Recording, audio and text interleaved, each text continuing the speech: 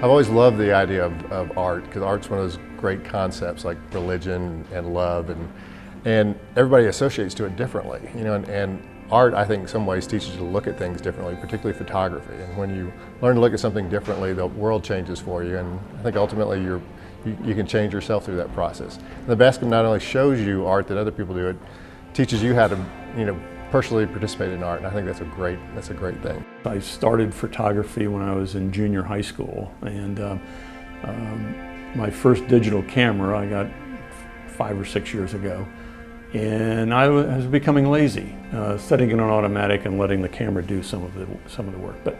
But Greg was very good at stressing the point, put it in manual, and really give some serious thought to what you're doing. I ask everybody what their expectations are for the class and an outcome. What outcome do they want after the 2 days? What do they want to walk away knowing? What's the thing that inspires them most to learn? And the more the buy-in comes from the group, the better it is for me as an idea how to teach, but also for their enjoyment. And we can say, well, what are the things that we want to do when we want to shoot a landscape? Well, the light's got to be conducive to a great shot. The exposure has to be absolutely right, so we have to know how to meter. We have to compose it properly. We have to know where to put the horizon, where the clouds are going to be, what time of the day, etc., etc. I finally got a digital SLR, and I wanted to really learn how to use it. When I saw the class was available, you know, I signed up, and it really exceeded all of my expectations. It was a great experience. Because everybody has a skill set. As long as their outcome at the end of the class is what they were expecting, and they walk away feeling that they can build on that and that they've achieved what they wanted to achieve. The first evening we went out to Iron Bridge to take pictures of waterfalls.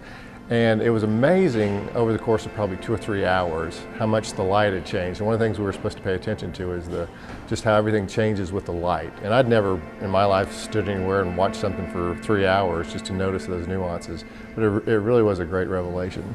Friday afternoon we went out down to Horse Cove to the Iron Bridge and did some scenes there, and then came back on Saturday and evaluated and looked at those and did some manipulation through Photoshop of the images. We took a tiny piece of the picture and we darkened the corner, and that's all we did to the whole picture.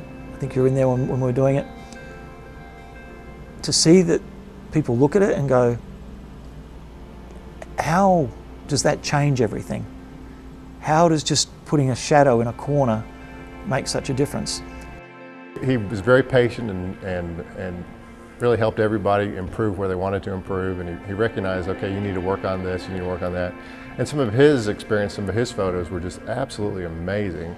And one of my favorite parts of the class is he threw up a picture of Nelson Mandela. And it was an amazing photograph, and I mean, it almost made me cry. And when he talked about what he had to do to get that photograph, it was really fantastic.